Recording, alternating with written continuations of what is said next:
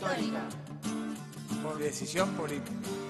Esta es la oportunidad de la transformación, del cambio cultural y moral que demanda la hora. Cambio es el nombre del futuro. Formo parte de una generación diezmada, Castigadas con dolorosas ausencias. Me sumé a las luchas políticas Creyendo en valores y convicciones a las que no pienso dejar en la puerta de entrada de la Casa Rosada. A las que no pienso dejar en la puerta de entrada de la Casa Rosada. Vengo a proponerles un sueño. Vengo a proponerles un sueño. Vengo a proponer un sueño. Vengo a proponer un sueño. Vengo a proponer un sueño. Vengo a proponerles un sueño. Vengo a proponer un sueño. Vengo a proponer un sueño. Vengo a proponer un sueño. Vengo a proponer un sueño. No he pedido ni solicitaré cheques en blanco. Vengo en cambio a proponerles un sueño. Reconstruir nuestra propia identidad como pueblo y como nación. Vengo a proponerles un sueño. Que es la construcción de la verdad y la justicia. Vengo a proponerles un sueño. Que es el de volver a tener una Argentina con todos y para todos. Vengo a proponerles un sueño. Vengo a proponerles un sueño. Vengo a proponer un sueño. Vengo a proponer un sueño. Vengo a proponer un sueño. Vengo a proponerles un sueño. Vengo a proponer un sueño. Vengo a proponer un sueño. Vengo a proponer un sueño. Vengo a proponerles un sueño. Vengo a proponer que recordemos los sueños de nuestros patriotas fundadores Y de nuestros abuelos inmigrantes y de pioneros. Vengo a proponer un de sueño. nuestra generación que puso todo y dejó todo, pensando en un país de iguales. Pero yo sé y estoy convencido En esta simbiosis histórica vamos a encontrar el país país. que nos merecemos los argentinos. Vengo a proponerles un sueño. Quiero una Argentina unida. Quiero una Argentina normal. Quiero que seamos un país serio, pero además quiero un país más justo. Vengo a proponerles un sueño. Anhelo que por estos caminos se levante a la faz de la tierra una nueva y gloriosa nación, la nuestra. Muchas gracias. ¡Viva la patria! Ese fue el discurso de asunción de Néstor Kirchner en el 25 de mayo de 2003, y se hizo después este homenaje al expresidente argentino con Vengo a proponerles un sueño, que fue su discurso ante el Congreso de la Nación en una Argentina que venía diezmada, con mucho conflicto institucional, con una crisis económica galopante, con desempleo, con un descreimiento de la política muy alto, y ese Vengo a proponer un sueño se convirtió después en un hito para la militancia social y popular en la Argentina, y hoy se cumplen 6 años del fallecimiento de Néstor Kirchner y por eso se realizó este homenaje y nos sumamos aquí en Ojo con los Medios. Hola Lor, ¿cómo le va? ¿Cómo le va? Estábamos tras cámaras. Muy buenas noches. Bienvenidos a este Ojo con los Medios. Sí, recordábamos hace 6 años el fallecimiento de Néstor Kirchner, una noticia que nos conmovió y que nos sacó un poco de casillas porque no lo podíamos creer. En su momento, al fallecimiento, Néstor Kirchner fue el primer secretario pro tempore de la UNASUR. Exactamente. ¿No es cierto? Y fue precisamente uno de los forjadores precisamente de esta instancia, de la UNASUR. Recuerdo que el presidente estaba de viaje y se fue directamente a la Argentina. Exactamente. Y bueno, y también quien se conmovió con el hecho del fallecimiento de Néstor Kirchner, realizado aquí el noticiero internacional del canal estatal, era Andrés, y se fue a hacer un documental allá, el comandante Sallari, que se llama Proyecto Lupín, ese documental, y que lo podés ver en la web cuando vos quieras y desees. ¿Cómo están, doctor? Es verdad. 6 años ya. ¿Cómo pasa el tiempo, no? Habían pasado, valga la redundancia, 2 meses de octubre. Sí, habían pasado 2 meses del fallecimiento de Néstor Kirchner cuando viajé hacia Río Gallegos, donde nació Kirchner y donde se formó o donde dio sus primeros pasos en la alta política, digamos. Fue intendente de aquella ciudad de la Patagonia, luego gobernador de la provincia de Santa Cruz, lo que sería como el departamento, y allí me encontré con los militantes que lo habían acompañado todos esos años, en un momento muy particular, porque habían pasado nada más que 2 meses de su fallecimiento y estaban todos obviamente muy conmocionados. Creo que eso se puede ver en sus testimonios en el documental, en Proyecto Lupin. Lupin, así se lo conocía a Néstor Kirchner en la Patagonia, por un personaje de un cómic, un aviador que se llamaba Lupin. Y a los seguidores de Néstor Kirchner en Santa Cruz se los conocen y ellos mismos se denominan como lupineros, unos personajes muy interesantes que aparecen por allí y captados en un momento muy particular. Así que generalmente de vez en cuando ponemos el documental, tanto en Canal 7 lo poníamos y en Avia Yala también tuvimos la oportunidad de compartirlo con los espectadores. Y para mí en lo personal, y lo digo en el documental también, fue muy especial poder estar ahí y poder reflejar esa realidad y esa conmoción que generó ese fallecimiento de un dirigente político a los 60 años. Bueno, después nos tocó perder a Chávez con 58, ¿no? Y todavía a todas estas pérdidas de hombres que están en su plenitud de vida intelectual y política nos da muchísima bronca, ¿no? Sí, definitivamente, y entre las cosas que usted recalca precisamente, de esas cosas anecdóticas que nos ligan a estos presidentes, recuerdo 2. La primera del presidente Evo Morales, cuando se refería a tono de broma el oro negro y el oro blanco, por el tema de la nariz de Néstor Kirchner. Y otra imagen que yo tengo muy bien grabada es el momento que usted tiene la oportunidad de pasarle ese documental en un CD a Cristina en una visita aquí en Bolivia. Eso fue también una de las cosas anecdóticas que yo recuerdo dentro de este proceso del presidente Néstor Kirchner, por supuesto. Es verdad, eso estábamos ya con Mariano en Cochabamba, ¿no? Un encuentro de, ¿qué era? Ya ni me acuerdo, ¿Mercosur era? 2012, ¿no? Un encuentro bilateral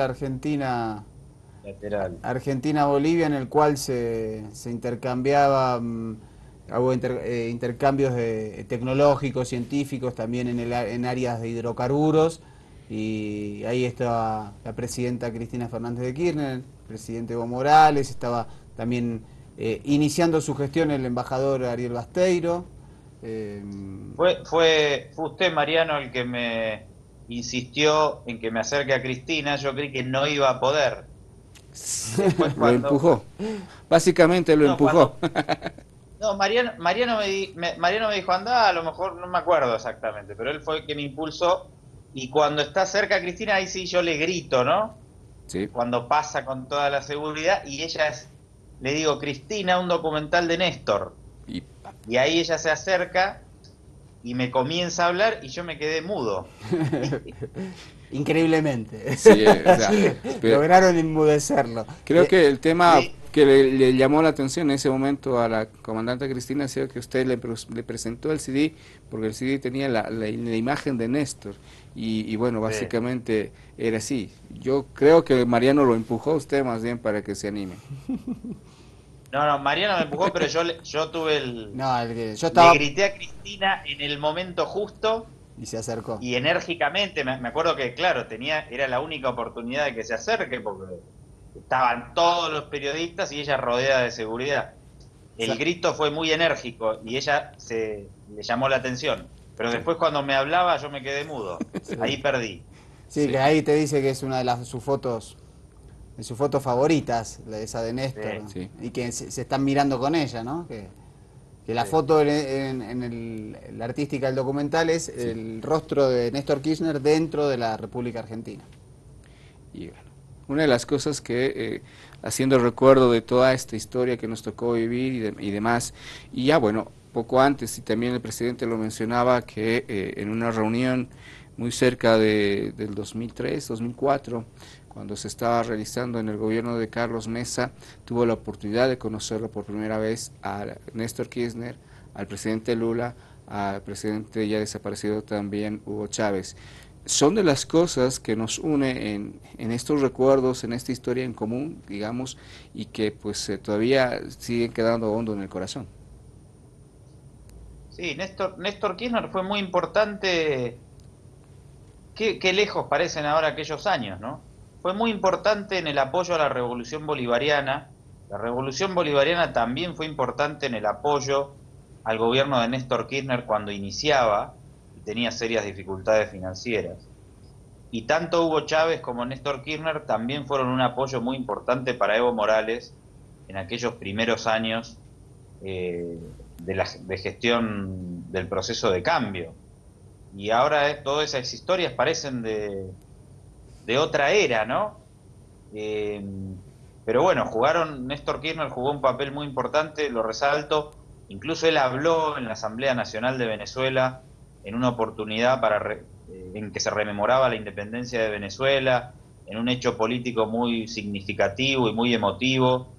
Hugo Chávez tenía más bien un cuadro de Néstor Kirchner en el Palacio de Miraflores, unos momentos muy importantes de integración regional que vivió nuestra América del Sur en la primera década del siglo XXI, ¿no?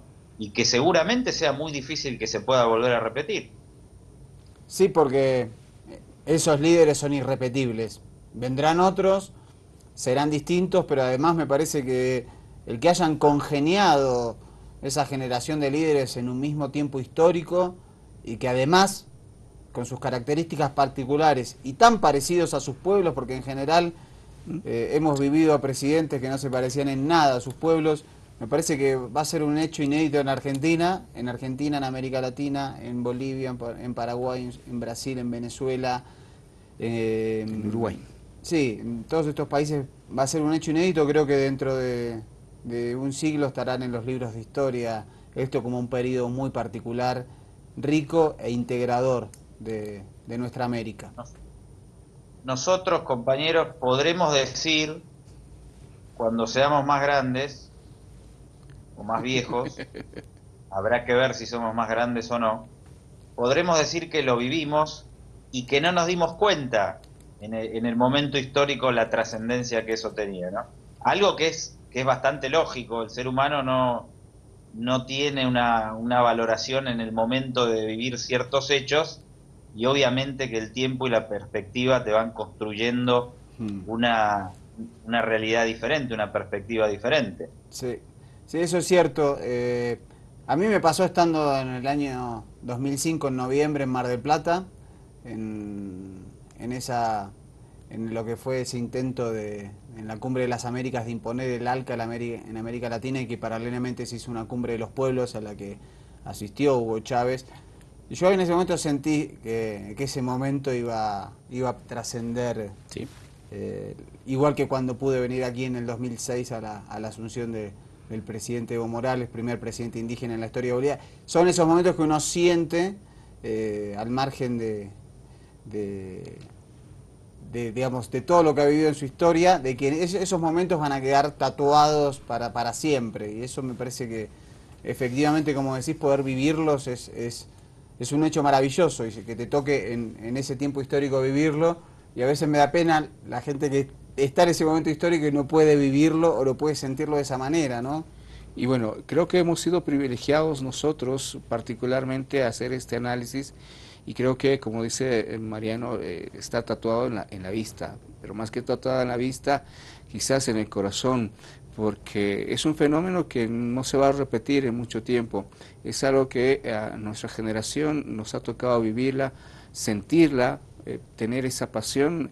Es ese proceso de cambio en América Latina que pues básicamente sigue ocasionando ahora inclusive problemas a ciertos intereses, como siempre lo hemos denunciado, pero que nos ha tocado vivirlo y que estamos ahí, y que hemos sido parte de cerca, de lejos, un poco más allá quizás, pero que ha sido, creo, nuestra historia como América Latina, como Argentina, como Bolivia, como Venezuela. Esto creo que antes de cerrar el tema, la referencia, esto también lo saben muy bien estos líderes y en particular Evo Morales. Alguna vez, ya hace un par de años, en una charla con una de sus colaboradoras muy cercanas, nos comentaba cómo el presidente del Estado Plurinacional le decía, ¿no? Tenemos que hacer las cosas ahora, y el apuro y la ansiedad por avanzar en la gestión, tenemos que hacerlo bien, nos decía esta colaboradora muy cercana que les comentaba el presidente, porque si no lo hacemos ahora y si no aprovechamos esta oportunidad histórica, es probable que nunca más tengamos esta oportunidad, ¿no? Entonces me parece que es interesante que el protagonista de una de estas grandes historias, o uno de sus protagonistas, sí, en el caso de Bolivia, lo tiene muy presente y muy en claro, ¿no? Me parece que es un dato histórico interesante este. Sí, claramente. Y aparte porque si uno se pone a mirar los procesos progresistas o revolucionarios en la historia, en general en cada país han durado periodos muy determinados de tiempo, muy cortos, y en general han sido quitados del poder de manera violenta, de manera sanguinaria, de raíz, como para que esos procesos no se repitan y que hayamos tenido un periodo de prácticamente una década y pico de procesos integradores de esta magnitud, que solo soñadas por nuestros libertadores, por San Martín, por Martí, por el Mariscal Santa Cruz, por O'Higgins, por Bolívar, por Artigas. Me parece que hay que valorar ese tiempo histórico que siento que se nos está escurriendo entre los dedos de alguna manera. Y hay que ver, Mariano Lor, cómo sigue porque vivimos evidentemente, un 2016 de una fuerte restauración conservadora.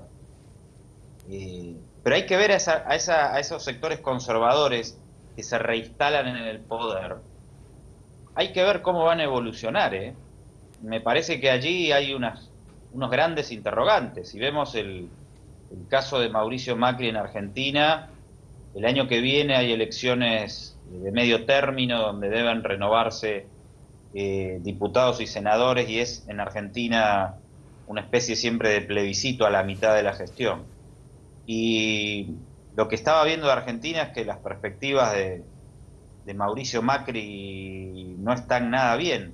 Vamos a ver qué pasa, porque esta cuestión sigue, pero la gobernabilidad de esta restauración conservadora también es compleja. Brasil y Michel Temer también va a ser necesariamente otro ejemplo de ello. Así que todavía, seguramente que aquellos 10 primeros años del siglo XXI son muy especiales y no se van a repetir. Pero también hay que ver si la restauración conservadora efectivamente puede consolidarse nuevamente como gobernaron en nuestra América del Sur prácticamente 200 años con pequeñas interrupciones nacionalistas, ¿no? Todavía no vamos a hacer honor a la frase, o no le vamos a dar tanta legitimidad a la frase de nuestro amigo Fukuyama de que la historia ya se determinó, ¿no? Sí, el fin de la historia de las ideologías. No, eso no va a ocurrir nunca. Eso no. Bueno. Bueno, tenemos que empezar con noticias de España. Yo les propongo que hagamos un cortecito, ¿les parece? Sí, hagamos un corte. Hagamos un corte directo, digamos. Hemos disertado bastante. Nos vemos en un segundo bloque y te vamos, como decía el comandante, a hablar de España, porque hoy era la primera sesión de investidura de Mariano Rajoy, que se sabía que no la iba a conseguir, pero pasó de todo. Uno decía, hoy no va a pasar nada ahí. Pero me parece que hubo un debate político sobre cuestiones sistémicas en España que es muy interesante y te lo vamos a traer a la vuelta. Segundo bloque de Ojo con los Medios, seguimos aquí en esta triangulación y vamos a hablar de España, donde hubo primera sesión de investidura. El Partido Popular necesitaba 176 votos para consagrar a Mariano Rajoy como presidente. Se sabía que no iba a ocurrir, fue 170 votos a favor, 180 en contra. El sábado será la segunda sesión de investidura y ahí sí, con la abstención del Partido Socialista Obrero Español, logrará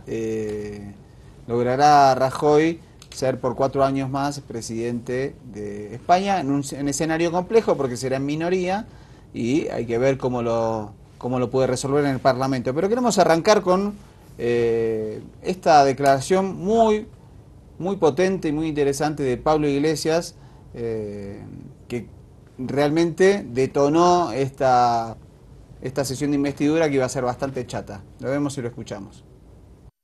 Las movilizaciones por la educación pública, por la sanidad pública, por el derecho a una vivienda digna, son movilizaciones de los que defienden las instituciones frente a los antisistema que se sientan en el Parlamento.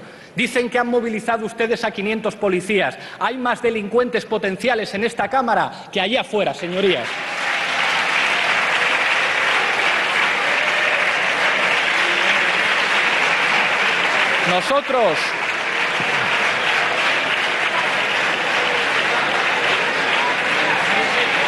Nosotros defendemos el orden. Señoría, un segundo. Señoría. Señorías.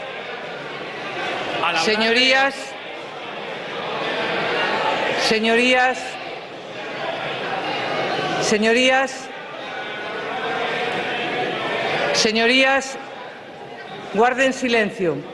Señor Iglesias. Señorías, les ruego, por favor, que guarden silencio. No lo puedo decir más alto ni más claro.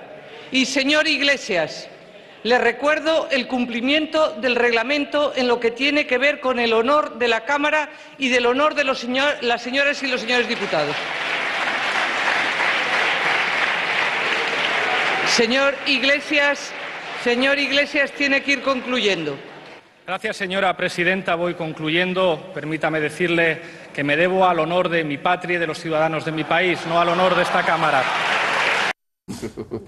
Bueno, señorías Lore y Andrés, ¿qué opinan? Y bueno, evidentemente Pablo Iglesias tiene que consolidarse como líder opositor a un sistema que está en entredicho, ¿no? Y esta línea discursiva obedece evidentemente a ese posicionamiento que tiene que hacer Pablo Iglesias para consolidarse como una opción diferente de poder, diferente al PP y diferente al PSOE también, que le ha otorgado la posibilidad de una gobernabilidad o de formar gobierno al PP, y de alguna manera con ese gesto ha establecido una alianza simbólica, ¿no? Y bueno, las declaraciones desde el principio también, a la cual nos tiene ya acostumbrado Pablo Iglesias, solamente que del canal de televisión y del programa que tenía, siendo también así bastante ácido, se pasa al Parlamento de España y lo hace de esta manera. Yo creo que va a dar mucho que hablar durante estos 4 años que le queda a Rajoy. Sí, igual es una democracia parlamentaria. Al ser un gobierno en minoría hay que ver después si sus leyes se traban y no llega a acuerdos con los bloques diferentes que hay en la Cámara en España, le va a ser difícil la gobernabilidad. Hay que ver qué pasa con eso. Les propongo que veamos cómo lo mostró la televisión española, esta declaración de Pablo Iglesias, pero que tuvo un cruce muy fuerte con Rajoy. Vamos a verlo. Ha sido uno de los momentos más tensos y comentados de la sesión. Dicen que han movilizado ustedes a 500 policías. Hay más delincuentes potenciales en esta Cámara que allá afuera, señorías. Les recuerdo el cumplimiento del reglamento en lo que tiene que ver con el honor de la Cámara y del honor de las señoras y los señores diputados. Iglesias, sin embargo, insistía. Yo les recomiendo a sus señorías del Partido Popular que cuando se pronuncie en este hemiciclo la palabra delincuentes, ustedes se callen. La bancada popular ha reaccionado. Y cuando ha llegado su turno, Rajoy ha contestado. No se gana la batalla a la corrupción faltando al mínimo respeto debido a los demás. Se gana reconociendo errores, quien los haya cometido, rectificando, tomando decisiones y trabajando para que esas cosas no vuelvan a suceder nunca. Ya en el exterior llegaban las reacciones. No es una cosa que digamos nosotros, es una cosa que están diciendo los sumarios de varios procesos que están ahora mismo abiertos y que están en marcha, pero eso lo tendrán que determinar los jueces. Creo que eso es una barbaridad que está fuera de lugar, ¿no? Y que, bueno, tiene un cierto sentido de la provocación y del espectáculo. Vuelve a haber hoy, una vez más, una diferencia de estilo y una diferencia de fondo entre el del señor Pablo Iglesias y el del señor Albert Rivera. Este populismo traído a la tribuna en camisa es una cuestión que debemos valorar todos porque creo que es un problema para el conjunto de los ciudadanos. Al margen de esta polémica, el rifirrafe entre Iglesias y Rajoy ha continuado durante la sesión. Bueno, ahí el entredicho, y vemos también cómo en general a los partidos sistémicos en España les gusta más la forma que el fondo, porque Pablo Iglesias habla claramente de que si se habla de delincuencia y de criminales, el Partido Popular se tiene que callar la boca, y esto es porque los escándalos de corrupción del Partido Popular ascienden a casi 500 mil de sus integrantes acusados de diferentes actos y algunos de delitos muy flagrantes, pero prefieren hablar de que esa no es la forma de hacerlo, de que el populismo, bueno, discursos muy habituales. Me parece interesante a nivel simbólico y mediático, fijémonos después de ver estas notas, quién queda claramente establecido como el líder opositor a Mariano Rajoy. Es evidentemente Pablo Iglesias, porque Pedro Sánchez ocupaba un poco ese lugar, o lo disputaba con Pablo Iglesias si queremos. Pero ahora, borrado del mapa del PSOE por su posición anti-PP, no va a quedar ningún vocero con un discurso mínimamente confrontacional hacia el PP, y aparece en los medios fuertemente Pablo Iglesias, y creo que él, reitero, está explotando esta beta. Me parece interesante. Así es, y me parece que eso que decís, Andrés, lo demuestra la siguiente nota que vamos a ver, justamente quién está posicionado en ese lugar y también dónde lo posicionan los otros.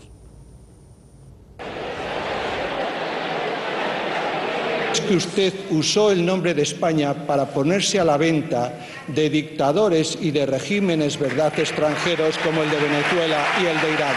Sí, señor Iglesias. Sí, señor Iglesias. Usted y algunos de sus amigos cobraron de esos regímenes. Por eso a usted no le gusta que aquí se hable de Venezuela, porque claro, el patrón paga. Entiendo que se ha producido una alusión. Silencio. Un momento. Si retira usted o no retira del diario de sesiones la alusión. Señoría, 4 millones de dólares. Gracias. Señor Iglesias, no tiene la palabra y le llamo al orden. Señor Iglesias, le llamo al orden. La presidenta del Congreso se ha comportado más bien como otra portavoz del Grupo Popular, porque ha retorcido el reglamento del Congreso de los Diputados. No solo no ha dado ese turno de réplica, sino que además ha permitido otra palabra extra del representante del Partido Popular. Cuando uno está en el Parlamento y pega a los demás, parlamentariamente hablando, pues recibe. Y además lo que ha pasado en Venezuela pues les preocupa mucho, porque ellos tienen la piel muy fina con el tema de Venezuela, la financiación, su colaboración con el régimen de Maduro. Pero bueno, se han puesto nerviosos, pero no hay que tener la piel tan fina. Este señor encima tiene la piel muy fina, tiene que acostumbrarse que esto no es la Facultad de Sociología en una asamblea que ellos controlan, esto es el Parlamento Nacional, que se hagan mayorcitos y que hagan las cosas como tienen que hacerlo. La señora presidenta ha aplicado el reglamento. Según cómo trates, serás tratado. Si el señor Pablo Iglesias quiere otro tono en la Cámara, pues puede empezar por él mismo y entonces todos los demás seguro que se amoldan. Bueno, definitivamente en esta sesión se ha visto de todo y se ha escuchado de todo. Y bueno, algo que también les preocupa por ahí es obviamente lo de Venezuela. Y bueno, es una situación que, como bien lo decía Mariano, se vuelve sabrosa porque uno esperaba que iba a ser una sesión más. Y no lo fue. ¿Qué dicen? Sí, muy interesante lo que estamos viendo. ¿Qué dice a todo esto nuestros amigos del PSOE con su interinato administrador. No entiendo bien qué hicieron ahí, pero bueno. Ahí lo que hicieron, como hubo un golpe de régimen, digamos, acortaron artificialmente el mandato de Pedro Sánchez, que era el secretario general del partido. Lo que hay es una intervención en la práctica, es decir, una persona que ejerce una intervención eventual hasta que se vuelva a elegir un secretario general, es decir, es un gestor, es alguien que ocupa providencialmente ese cargo. Lo que hizo el Partido Socialista hoy, a través, no de Pedro Sánchez, porque fue destituido como secretario general, sino del vocero parlamentario, es justificar por qué el próximo sábado se va a abstener. Míralo. Señor Rajoy, usted no nos gusta como presidente del Gobierno, porque no nos gustan sus políticas, pero sí nos gusta este país. Y nos gusta la democracia que tenemos, y nos gusta lo que hemos conseguido juntos, y pensamos que hoy España nos necesita. Muchos socialistas hemos defendido con convicción un voto negativo al candidato del Partido Popular. Con convicción, muchos socialistas defendemos una abstención ante la candidatura del señor Rajoy como único medio para evitar nuevas elecciones. Todos los que hemos defendido una u otra opción éramos socialistas. Lo defendimos como socialistas y seguimos siendo socialistas. La misma responsabilidad por la que hoy algunos se van a abstener, hoy o el sábado, cabe exigirla para el futuro. Estamos haciendo una abstención de investidura, no de legislatura, y eso le tiene que entrar a usted en la cabeza. Estoy de acuerdo en que ustedes hagan oposición. Estoy de acuerdo. Y además, si no estuviera de acuerdo, era igual. Ustedes hacen lo que estimen oportuno y conveniente. Ahora bien, ustedes también tienen que entender que yo tenga que gobernar y que yo tenga que pedir comprensión. Tengo que hacerlo. Dijo usted casi textualmente, perseverar en la política económica y no dar marcha atrás en las reformas que se han aprobado. Ese es el problema, señor Rajoy, que la perseveración en esas políticas ha causado muchísimo sufrimiento. Permítame, señor Hernando, que yo defienda una gestión que ha sido exitosa y por eso defienda, porque tengo que hacerlo, la continuidad de las políticas económicas que se han puesto en marcha. Dibujan un recorte de 5.500 millones adicional a los recortes que ya ha habido. No cuente con nosotros en que los recortes de esos 5.500 millones se produzcan sobre las espaldas de los que ya han sufrido la crisis. Cumplir con la estabilidad presupuestaria es algo que es bueno para España, pero sobre todo porque eso ayuda a la recuperación económica y también a la creación de empleo. Bueno, me parece que esto es lo más parecido a un teatro, ¿no? Es decir, donde hay muchas imposturas y poco apego a la... Se pasaron el guión juntos. El actor del teatro del PSOE me parece bastante malo. Sí. Me quedo con Rajoy toda la vida. Y que Rajoy te diga, bueno, pero cuando empiece a gobernar, ustedes se van a tener que hacer cargo de que me dieron la posibilidad de que sea gobierno, ¿no? Eso me parece que es lo más destacable que ha dicho, ¿no? No en estas palabras, pero parafraseando. Por su culpa seré presidente, algo así. Interesante, ¿eh? Se viene una perspectiva a la que le vamos a seguir el rastro de cerca en España, y estos debates que se producen en la Asamblea siempre son divertidos para poner al aire. ¿Qué va a hacer qué es de la vida, qué está haciendo en este momento Pedro Sánchez? Bueno, Pedro Sánchez es diputado, obviamente tiene su banca por el Partido Socialista, dejó de ser obviamente el portavoz, el jefe de la bancada, y obviamente todo el mundo se pregunta qué va a hacer el sábado, porque él defendió hasta el último momento el no a Rajoy y por eso fue destituido en este golpe de los varones del PSOE. A ver cómo lo analiza la televisión española. Sánchez, va a ser este su último pleno. Pocas palabras de Pedro Sánchez sobre qué puede hacer en las próximas horas, pero sí varios gestos. Primero, un breve saludo con Antonio Hernando y un semblante serio durante todo su discurso. Ni Sánchez ni otros diputados que defienden el no a Rajoy han aplaudido la intervención del portavoz socialista, algo que se ha visto en varios momentos, a él, a Patxi López, a los diputados del PSC, y solo al final el exsecretario general sí se ha levantado, aunque otros como César Luena, Margarita Robles o Susana Sumelzo no lo han hecho. Todo esto bajo la atenta mirada del presidente y el portavoz de la gestora socialista. A la salida, Pedro Sánchez hablaba así del que hasta hace poco era su portavoz y que, como él, defendía el no a Rajoy. Antonio es un buen parlamentario. Gracias. A Javier Fernández le han preguntado qué cree que debería hacer Sánchez o si le han pedido que deje el escaño. No hemos pedido ni se lo vamos a pedir, y además yo no le voy a decir a el secretario general, alguien que ha sido secretario general del partido, lo que tiene que hacer en la votación del sábado. Y sobre la posibilidad de que expulsen a los diputados que voten en contra. No está en mi cabeza expulsar a nadie en este momento. Por teléfono o por carta, la dirección socialista sigue intentando convencer a sus diputados, pero a 48 horas de la nueva votación hay una quincena que mantiene su intención de votar no. Pedro Sánchez Pérez Castejón. No.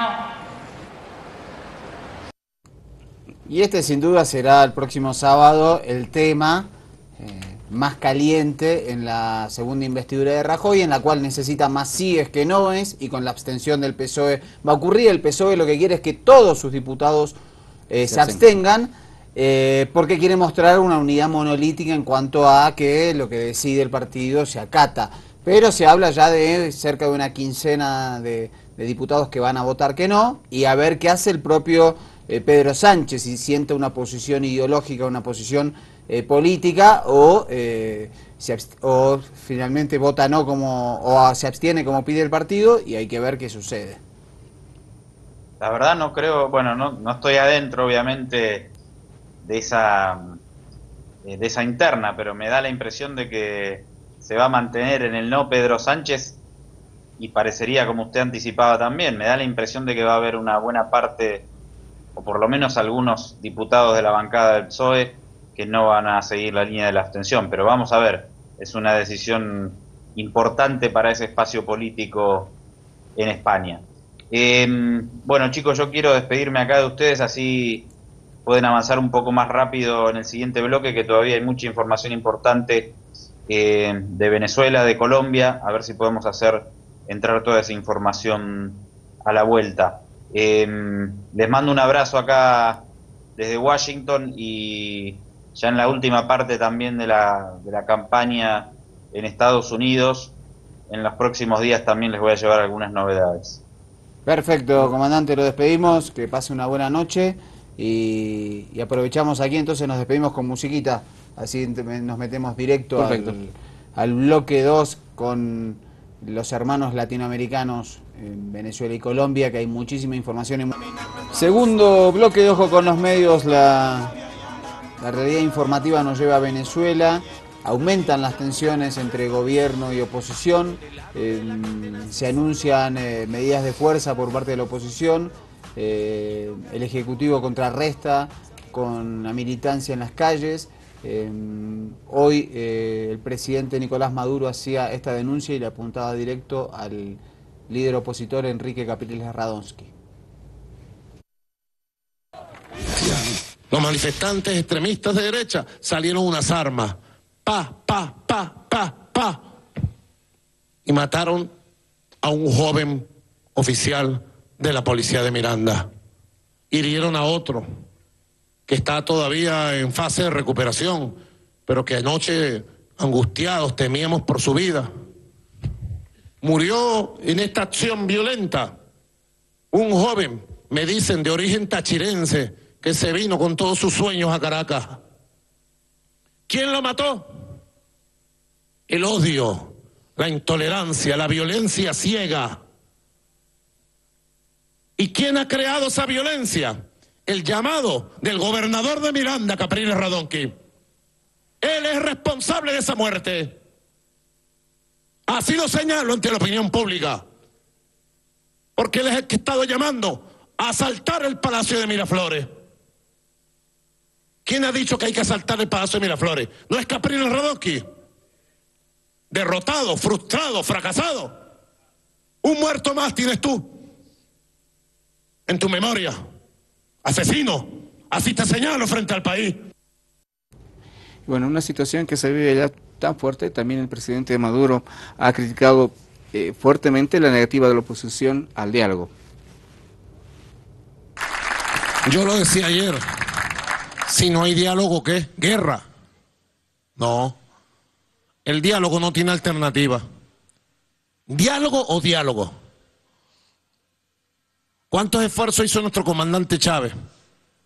¿Y cuántos esfuerzos he hecho yo en todas las coyunturas? No nos vamos a sentar a dialogar. Que venga los expresidentes. Llame a los expresidentes. No nos vamos a sentar. Que venga el Vaticano. Me fui, hablé con el Papa. Vino el Vaticano. El Vaticano anunció que se instala el próximo domingo la mesa de diálogo nacional por la soberanía y la paz del país. Ellos estuvieron de acuerdo, firmaron el documento y después dijeron que se habían enterado por televisión. No son irresponsables. Una gente como esa puede gobernar un país. Una gente como esa puede aspirar a asumir la presidencia y la conducción de una patria. Nunca, jamás. Por eso yo ratifico. Hoy se reunió el Consejo de Defensa de la Nación. Yo lo instalé oficialmente el día de ayer. Ahora más tarde vamos a ver las conclusiones. Hoy estuvo coordinado por el vicepresidente ejecutivo, profesor Aristóbulo Isturi, y vamos a seguir trabajando todas las medidas necesarias para que el diálogo se instale, el diálogo tenga éxito y Venezuela derrote el golpe de Estado parlamentario que ha activado la derecha extremista con el apoyo del gobierno de los Estados Unidos. Los vamos a derrotar con más paz, con más diálogo, con más democracia, con más igualdad, con más justicia. Y la Asamblea Nacional sigue avanzando en un intento de juicio político contra el presidente que tiene muchos vacíos legales porque en la Constitución venezolana la Asamblea no puede hacer esto como ha ocurrido por ejemplo en Brasil o en Paraguay o en Honduras y por eso hubo incidentes hoy en la puerta, en el frente de la Asamblea Nacional de Venezuela. Simpatizantes del gobierno venezolano sostuvieron el jueves enfrentamientos con fuerzas del orden en las inmediaciones del Parlamento. Efectivos de la Guardia Nacional se vieron obligados a actuar cuando los manifestantes trataron de impedir a diputados de la mayoritaria bancada opositora ingresar al recinto. Incidentes enmarcados en una jornada de debates legislativos sobre un posible juicio por responsabilidad penal y política al presidente Nicolás Maduro.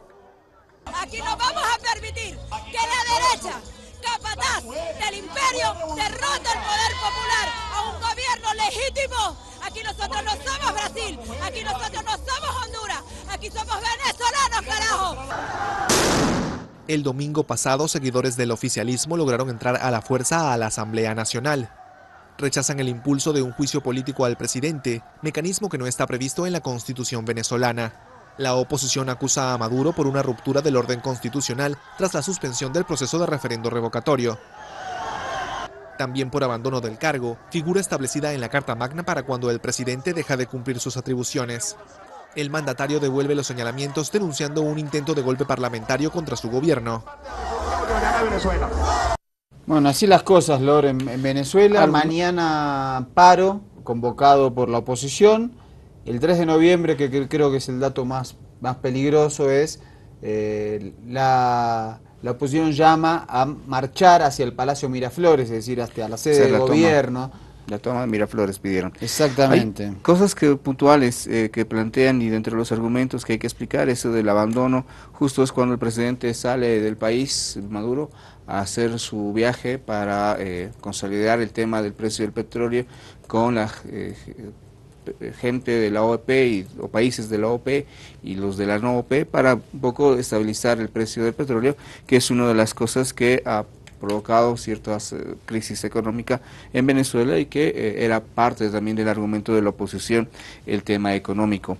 Hay otro detalle que a veces en los medios no se menciona y es que esta asamblea, de acuerdo al proceso judicial, está en desacato. Entonces todas las cosas que plantean hacer, y como usted bien lo decía, dentro de la Constitución, no son cosas que forman parte precisamente de los argumentos con los cuales intentan quitar a un lado a Maduro. En todo caso, como usted dice, la propuesta está para este 30 de octubre, el primer diálogo, y bueno, veremos cómo va. El domingo en Cartagena hay que ver si la oposición asiste, no asiste, bueno, hay mediación papal, hay que ver eso. Son todos los argumentos que ellos han planteado y se les ha dado, y ahora lo más lógico sería que vayan al diálogo, pero hay una formulita, un manualcito que están siguiendo los de la derecha para precisamente buscar esto que habíamos anunciado al principio, muertes, el tratar de socavar el tema del diálogo. Así es. Bueno, y donde el diálogo también se ha truncado es en Colombia. En este caso, el presidente Santos hizo este anuncio respecto a la mesa de diálogo con el Ejército de Liberación Nacional, la segunda guerrilla de Colombia, que hoy debía haber empezado ese diálogo en Ecuador. Veamos cómo lo anunció el presidente de Colombia. Antes de comenzar y darle la bienvenida a nuestro querido amigo el presidente Peña Nieto, quiero anunciarle al país que he dado instrucciones al equipo negociador con el ELN de que suspenda su viaje a la ciudad de Quito. La instalación formal de la mesa pública con ese grupo queda aplazada hasta tanto no se libere sano y salvo a Odín Sánchez. Quiero reiterar toda la disposición, toda la voluntad del Gobierno Nacional para avanzar en este proceso. Y acabo de llamar al presidente Rafael Correa, a quien le he agradecido su comprensión y toda su colaboración para avanzar en estos diálogos, y por supuesto lo he informado en detalle de esta decisión.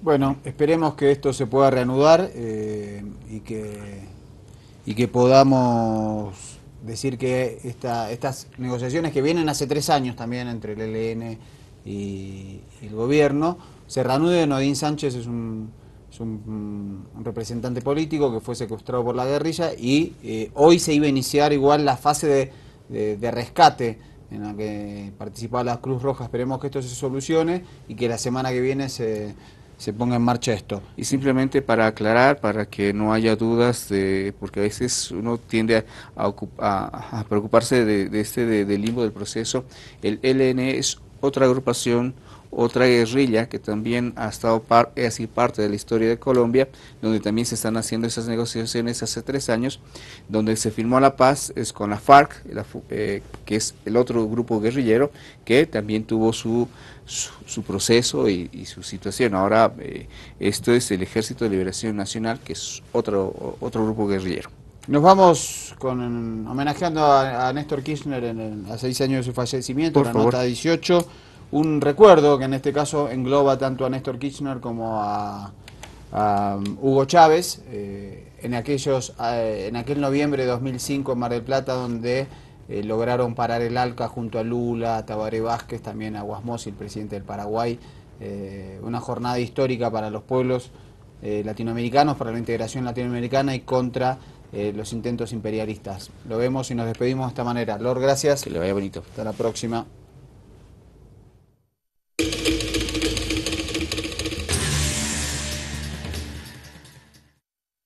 Luego vino la inauguración a las pocas horas de la Cumbre de las Américas, la cumbre de los presidentes, pues, de los gobiernos de las Américas, menos Fidel Castro, menos Cuba, aun cuando Cuba, por supuesto, que estaba también allí con nosotros.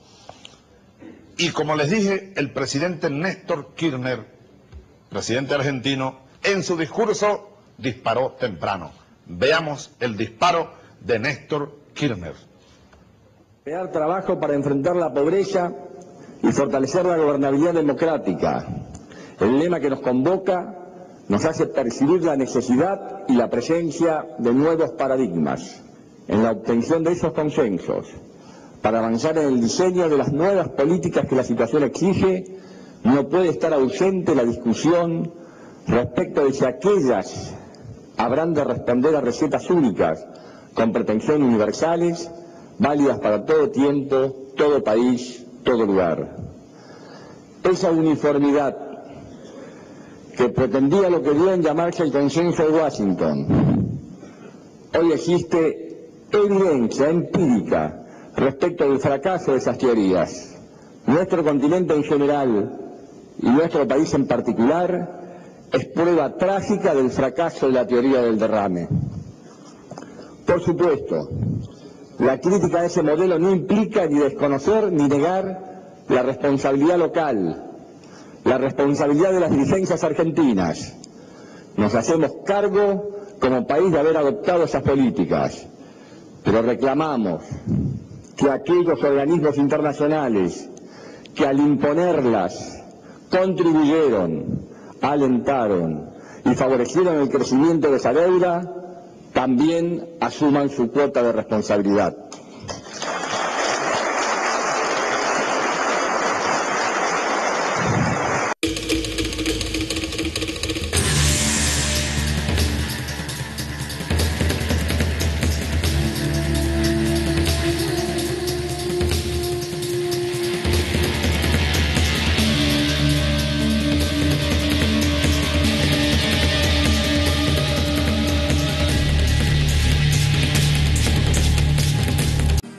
De la tierra, una nueva y gloriosa nación, la nuestra. Muchas gracias. ¡Viva la patria!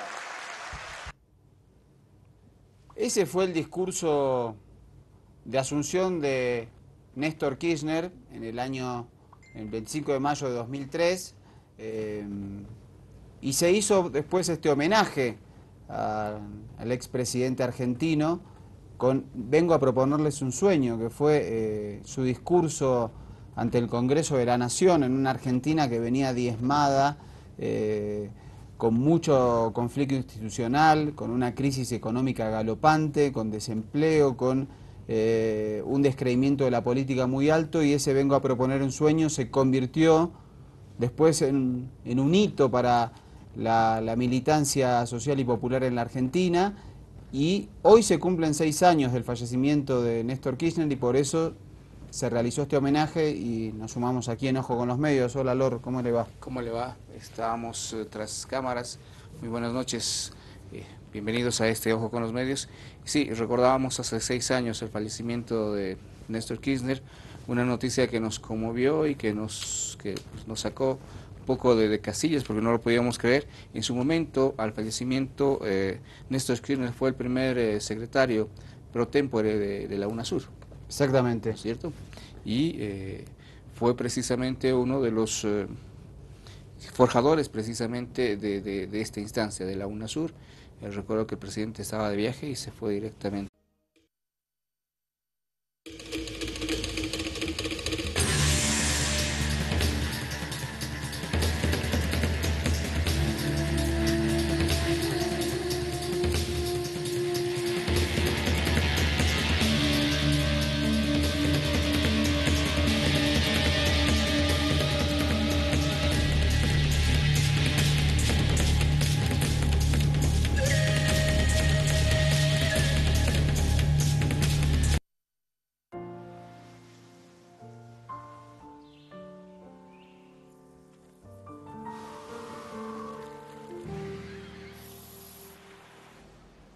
Por mandato popular. Por comprensión histórica. Por decisión política. Esta es la oportunidad de la transformación, del cambio cultural y moral que demanda la hora. Cambio es el nombre del futuro. Formo parte de una generación diezmada, Castigadas con dolorosas ausencias. Me sumé a las luchas políticas creyendo en valores y convicciones a las que no pienso dejar en la puerta de entrada de la Casa Rosada. A las que no pienso dejar en la puerta de entrada de la Casa Rosada. Vengo a proponerles un sueño. Vengo a proponerles un sueño. Vengo a proponer un sueño. Vengo a proponer un sueño. Vengo a proponer un sueño. De la Argentina. Exactamente. Y bueno, y también quien se conmovió con el hecho del fallecimiento de Néstor Kirchner, realizaba aquí el noticiero internacional del canal estatal, era Andrés, y se fue a hacer un documental allá, el comandante Sallari, que se llama Proyecto Lupín, ese documental, y que lo podés ver en la web cuando vos quieras y desees. ¿Cómo están, doctor? Es verdad. 6 años ya, cómo pasa el tiempo, ¿no? Habían pasado, valga la redundancia, 2 meses de octubre, sí, Habían pasado 2 meses del fallecimiento de Néstor Kirchner cuando viajé hacia Río Gallegos, donde nació Kirchner y donde se formó, o donde dio sus primeros pasos en la alta política, digamos. Fue intendente de aquella ciudad de la Patagonia, luego gobernador de la provincia de Santa Cruz, lo que sería como el departamento, y allí me encontré con los militantes que lo habían acompañado todos esos años, en un momento muy particular, porque habían pasado nada más que 2 meses de su fallecimiento y estaban todos obviamente muy conmocionados. Creo que eso se puede ver en sus testimonios en el documental, en Proyecto Lupin. Lupin, así se lo conocía a Néstor Kirchner en la Patagonia, por un personaje de un cómic, un aviador que se llamaba Lupin. Y a los seguidores de Néstor Kirchner en Santa Cruz. Vengo a proponerles un sueño. Vengo a proponer un sueño. Vengo a proponer un sueño. Vengo a proponer un sueño. Vengo a proponer un sueño. No he pedido ni solicitaré cheques en blanco. Vengo en cambio a proponerles un sueño. Reconstruir nuestra propia identidad como pueblo y como nación. Vengo a proponerles un sueño. Que es la construcción de la verdad y la justicia. Vengo a proponerles un sueño. Un sueño. Que es el de volver a tener una Argentina con todos y para todos. Vengo a proponerles un sueño. Vengo a proponerles un sueño. Vengo a proponer un sueño. Vengo a proponer un sueño. Vengo a proponer un sueño. Vengo a proponerles un sueño. Vengo a proponer un sueño. Vengo a proponer un sueño. Vengo a proponer un sueño. Vengo a proponerles un sueño. Vengo a proponer que recordemos los sueños de nuestros patriotas fundadores.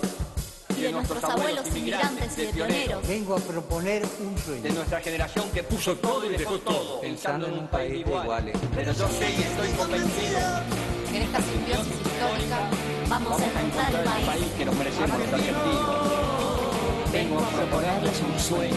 Quiero una Argentina unida. Quiero una Argentina normal. Quiero que seamos un país serio, pero además quiero un país más justo. Vengo a proponerles un sueño. Anhelo que por estos caminos se levanten. Se los conocen y ellos mismos se denominan como lupineros.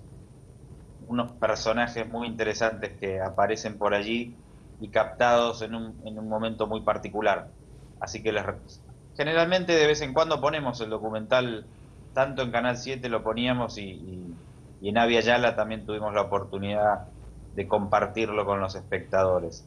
Y para mí en lo personal, y lo digo en el documental también, fue muy especial poder estar ahí y poder reflejar esa realidad y esa conmoción que generó ese fallecimiento de un dirigente político a los 60 años. Bueno, después nos tocó perder a Chávez con 58, ¿no? Y todavía a todas estas pérdidas de hombres que están en su plenitud de vida intelectual y política nos da muchísima bronca, ¿no? Sí, definitivamente, y entre las cosas que usted recalca precisamente de esas cosas anecdóticas que nos ligan a estos presidentes, recuerdo 2. La primera del presidente Evo Morales cuando se refería a tono de broma el oro negro y el oro blanco por el tema de la nariz de Néstor Kirchner. Y otra imagen que yo tengo muy bien grabada es el momento que usted tiene la oportunidad de pasarle ese documental en un CD a Cristina en una visita aquí en Bolivia. Eso fue también una de las cosas anecdóticas que yo recuerdo dentro de este proceso del presidente Néstor Kirchner, por supuesto.